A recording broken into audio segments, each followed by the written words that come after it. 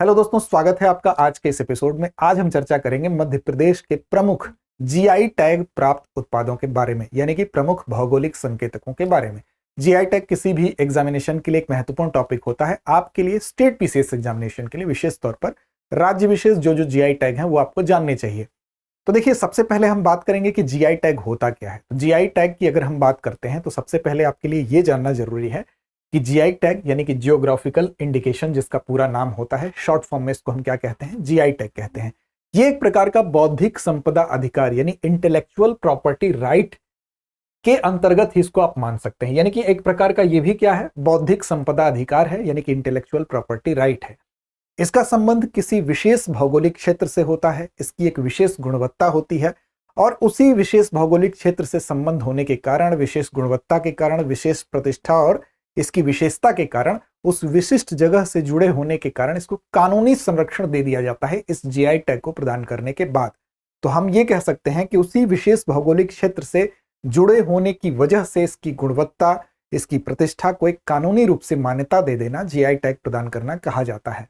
अब इसको भौगोलिक संकेतक वस्तु पंजीकरण और संरक्षण अधिनियम 1999 जो है उसके तहत संरक्षण प्रदान किया जाता है, कानूनी संरक्षण दे दिया जाता है। कानूनी संरक्षण दिए जाने का मतलब यह है कि अगर किसी जगह का कोई उत्पाद है, उस उत्पाद की विशेषता उस जगह से जुड़े होने की वजह से है, तो इसका मतलब यह हुआ कि किसी अन्य जगह पर उसकी डुप्लीकेसी नहीं की जा सकेगी। उस नाम पर किसी अन्य जगह अगर उस प्रोडक्ट को बेचा जाता है तो उसके खिलाफ कानूनी कार्रवाई की जा सकेगी। तो इस तरह से हम कह सकते हैं कि एक विशेष जगह से जुड़े होने की वजह से अगर किसी ब्रांड की वैल्यू है तो उस जगह की जो प्रतिष्ठा है, क्योंकि उसके नाम पर फेक चीजें आप बना के नहीं बेच सकते हैं, कानूनी कार्रवाई आपके खिलाफ हो सकती है, तो उसकी प्रतिष्ठा और अंतर्राष्ट्रीय और राष्ट्रीय स्तर पर उसको बेहतर तरीके से उसकी प्रतिष्ठा बनती है। नकली और भ्रामक चीजों पर रोक लगती है, राष्ट्रीय अंतर्राष्ट्रीय बाजार में उसको पहचान और मजबूती से बनती है। तो कुल मिलाकर जियोग्राफिकल इंडिकेशन जो होता है एक प्रकार का बौद्धिक संपदा अधिकार है जो किसी भी उत्पाद की विशिष्ट भौगोलिक पहचान और उसकी गुणवत्ता को कानूनी संरक्षण देने का काम करता है। अब यह किन उत्पादों को दिया जाता है, तो जिनकी विशेष गुणवत्ता, प्रतिष्ठा और विशेषता उस विशेष भौगोलिक क्षेत्र से जुड़े होने के कारण होती है। उदाहरण के तौर पर जैसे आप देख सकते हैं, जैसे गोवा का काजू है, गोवा के काजू के नाम पर अगर किसी अन्य जगह पर कोई उसको पैक करके किसी प्रोडक्ट को बेच रहा है कि ये गोवा का काजू है, तो उसके खिलाफ कार्रवाई की जा सकती है अगर वो वास्तव में गोवा का ही वो काजू न होके कोई अन्य काजू हो जो कि उसके जीआई टैग के नाम पर पैकेजिंग करके उसको बेची जा रही हो। तो इस तरह से इसको एक विशेष भौगोलिक क्षेत्र से जुड़ी विशेष प्रोडक्ट को हम कह सकते हैं कि एक पहचान मिलती है। तो जीआई टैग का पंजीकरण और संरक्षण भौगोलिक संकेतक वस्तु पंजीकरण और संरक्षण अधिनियम 1999 के तहत किया जाता है।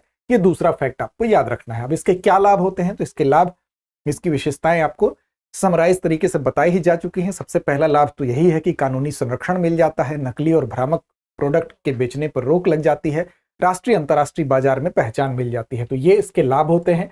केवल अधिकृत उत्पादकों को ही जीआई टैग का उपयोग करने का अधिकार होता है, नकली और भ्रामक उत्पादों को पर रोक लगती है और स्थानीय जो उत्पाद होंगे राष्ट्रीय और अंतर्राष्ट्रीय बाजार में उनको पहचान मिलती है। साथ साथ जो ग्रामीण विकास और सांस्कृतिक विरासत है उसके संरक्षण में भी कहीं ना कहीं सहायता मिलती है। अब देखिए, बात हमको मेन करनी है कि जीआई टैग से संबंधित अगर हम देखें कि इसकी शुरुआत कैसे होती है, तो आप देखेंगे विभिन्न समझौते हुए जिनके माध्यम से इनको संरक्षण मिलता है, जिसमें से कि पेरिस कन्वेंशन की बात हम करते हैं, जिसमें कि इंडस्ट्रियल प्रॉपर्टी की सुरक्षा से संबंधित ये कन्वेंशन हुआ था, 1883 में हुआ था। ठीक, इसके बाद दूसरा हम लिस्बन समझौते को भी देख सकते हैं 1958 में। फिर मैड्रिड प्रणाली जो है, इंटरनेशनल रजिस्ट्रेशन ऑफ मार्क्स को लेकर इसमें बात हुई थी। ठीक, फिर डब्ल्यूटीओ के ट्रिप्स समझौते के अंतर्गत जीआई टैग को बौद्धिक संपदा अधिकार के रूप में मान्यता प्रदान किया गया है। तो ये कुछ ऐसे जीआई टैग से संबंधित अंतर्राष्ट्रीय समझौते हैं जिसके माध्यम से हम कह सकते हैं कि इनको संरक्षण मिलता है। अब देखिए, भारत में जियोग्राफिकल इंडिकेशन रजिस्ट्री जो है उसके द्वारा इसको हम कह सकते हैं, जो कि वाणिज्य और उद्योग मंत्रालय के अंतर्गत आता है, इसको वैधता प्रदान की जाती है और 10 साल के लिए किसी भी प्रोडक्ट को अगर जीआई टैग दिया जाता है तो वो 10 साल के लिए दिया जाता है। 10 साल के बाद उसको क्या जरूरत पड़ती है, उसको नवीनीकृत करने की जरूरत पड़ती है। तो याद रखना है आपको कि जीआई टैग अगर जारी करने की बात होगी तो ये वाणिज्य और उद्योग मंत्रालय के अंतर्गत जियोग्राफिकल इंडिकेशन रजिस्ट्री जो होता है उसके द्वारा ये जारी किया जाता है। ठीक, और इसकी वैधता कितनी होती है, तो 10 साल तक इसकी वैलिडिटी होगी और समय समय पर इसको नवीनीकृत कराया जा सकता है। ठीक, अब नजर डालते हैं एक नजर कि कौन कौन से प्रमुख जीआई टैग हैं। अगर हम अपने प्रदेश की बात करें, मध्य प्रदेश की बात करें, तो यहाँ पर प्रोडक्ट्स आपको दिख रहे हैं, यहाँ पर जिले से संबंध दिख रहे हैं, यहाँ पर सीधे तौर पर फैक्ट आपको यहीं से उठा के पूछा जा सकता है। तो यहाँ पर जैसे चंदेरी साड़ी है, चंदेरी साड़ी का संबंध किस जिले से है? तो अशोकनगर से है। इसी तरह से लेदर टॉयज ऑफ इंदौर की बात करें तो इंदौर लिखा ही हुआ है, तो इंदौर डिस्ट्रिक्ट से इसका संबंध होगा। बाघ प्रिंट की बात करें तो धार जिले से संबंधित है।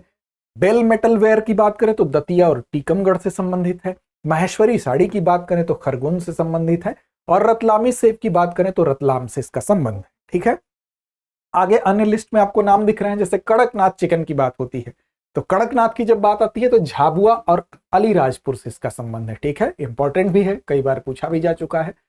ग्वालियर हैंडमेड कारपेट की बात करेंगे तो ग्वालियर का ही है, अब सीधे सीधे हैंडमेड कारपेट देगा, वहां पर ग्वालियर नहीं लिखा होगा। ठीक है, गोल्ड पेंटिंग की बात करेंगे तो डिंडोरी डिस्ट्रिक्ट से फेमस है। ठीक, उज्जैन बाटिक प्रिंट की बात करें तो उज्जैन, यहां पर अब यही चीज आपको केवल बाटिक प्रिंट लिख के पूछ लेगा तो उज्जैन से इसका कनेक्शन है। जबलपुर स्टोन क्राफ्ट जो है वो जबलपुर स्टोन क्राफ्ट केवल लिखा होगा। फिर वारासिवनी हैंडलूम साड़ी बालाघाट से संबंधित है। ठीक, इसके बाद रीवा सुंदरजा आम है रीवा से, मुरैना गजक मुरैना से, बालाघाट चिन्नौर चावल बालाघाट, पन्ना डायमंड पन्ना से है और शरबती गेहूं सीहोर से है। ठीक, विशेष तौर पर जिसमें नाम नहीं लगे हुए हैं वो और ज्यादा इंपॉर्टेंट हो जाता है, क्योंकि उसमें आप जिले को गेस नहीं कर पाते हैं और उसको अगर देगा भी तो उसमें से जिले का नाम जो लगा हुआ है वो हटा के आपको देगा, तो इस तरह से आप प्रिपेयर रहेंगे।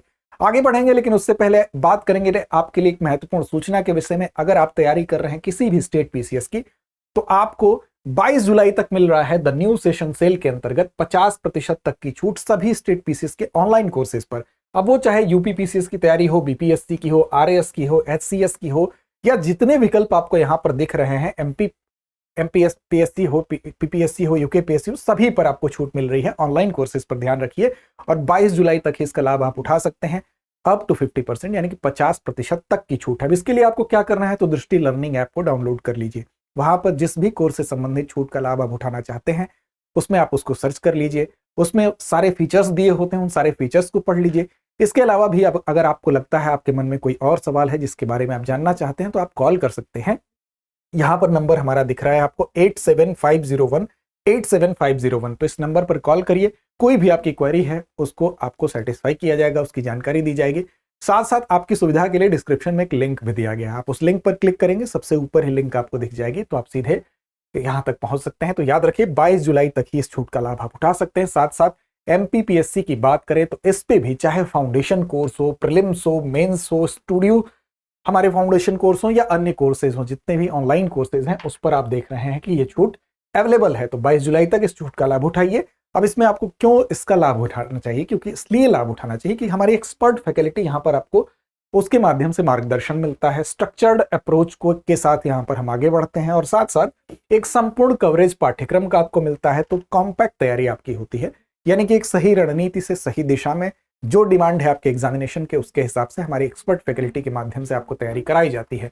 तो याद रखें नंबर 8750187501 पर कॉल कर लीजिए या तो दृष्टि लर्निंग ऐप को डाउनलोड कर लीजिए। दूसरी बात अब अगर हम करें तो वर्ष 2026 में एमपी के कौन से नए प्रोडक्ट हैं जिनको कि जीआई टैग प्रदान किया गया, क्योंकि रिसेंटली प्रदान किया गया है तो यहां से सवाल बन सकते हैं।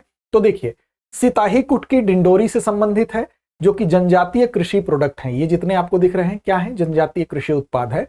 तो सिताही कुटकी डिंडोरी के, नागदमन कुटकी डिंडोरी, बैगानी अरहर डिंडोरी, महाकौशल छत्रिया चावल जबलपुर और कटनी, ये आपको याद रखना है। ठीक, इसके अलावा अगर आप देखें कृषि एवं बागवानी उत्पाद की बात करें तो कुंभराज धनिया गुना डिस्ट्रिक्ट से संबंधित है, बरमान घाट बैगन नरसिंहपुर से है, गजरिया आम बैतूल से संबंधित है। इसको भी वर्ष 2026 में जीआई टैग प्रदान किया गया है। ठीक, नूरजहां आम अलीराजपुर, खरगोन लाल मिर्च खरगोन, खुरासानी इमली धार, जबलपुर हरी मटर जबलपुर, सिवनी जंबो सीताफल सिवनी, मालवी आलू मालवा क्षेत्र, मालवी गराडू मालवा क्षेत्र, नरसिंहपुर गुड़ जो है नरसिंहपुर से, और जबलपुर सिंघाड़ा जबलपुर से। देखिए ये जो नाम है, ये सारे नाम आपको याद होने चाहिए, क्योंकि यहाँ पर बहुत समझने वाली कोई चीज नहीं है। सीधे तौर पर किस जिले से किसका कनेक्शन है, तो यहाँ से फैक्चुअल सवाल आपसे पूछे जा सकते हैं। तो ये आप देख लें। इसके अलावा इनके बारे में थोड़ी थोड़ी बेसिक जानकारी आपके पास होनी चाहिए। चलिए अब चलते हैं अभ्यास प्रश्न की तरफ। अभ्यास प्रश्न की जिम्मेदारी जैसा कि आप जानते हैं कि हम आपके ऊपर छोड़ते हैं और हमें उम्मीद नहीं विश्वास होती है कि इसका जवाब आप सही देंगे कमेंट बॉक्स में। सुंदरजा आम किस जिले का जीआई टैग प्राप्त उत्पाद है? तो आपके सामने विकल्प है मुरैना, बालाघाट, रीवा या पन्ना। तो क्या है सही जवाब, बताइए कमेंट बॉक्स में। जवाब सही दीजिए, साथ साथ चैनल को सब्सक्राइब अभी तक अगर आपने नहीं किया है तो कर लीजिए। लड़ते रहिए, अपने लक्ष्य की ओर बढ़ते रहिए। अब एग्जाम की तैयारी को और बेहतर करने के लिए हमारे चैनल को लाइक, शेयर और सब्सक्राइब करना ना भूलें।